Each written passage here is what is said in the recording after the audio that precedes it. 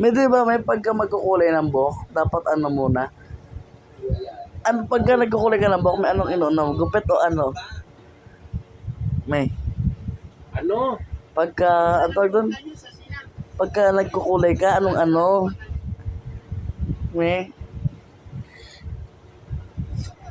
May. Pag nagkukulay ka, anong ano? Depende yan sa'yo. Ano na naman? Eh, paano kung ano yung maano? Maano? Ano po?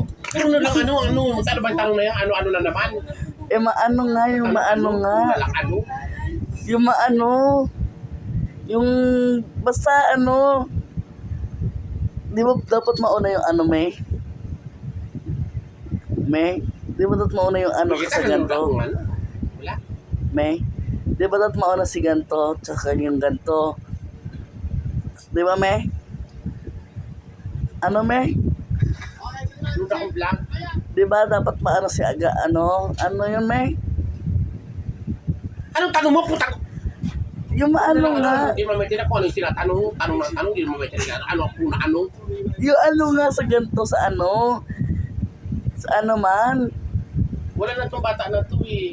Yung ano nga? Di ba pagka nagugupit, di ba dapat ano muna? May? Yung ano? May? Siyempre pa magkupit ka, suklayin mo, anuin mo, gupit. Ano ang Eh, kunting? siyempre pagka ginupit mo, maaano yun. Ano ko sa'yo, puta ko na mo. Eh, di ba pagka ganun nga sa ano nga?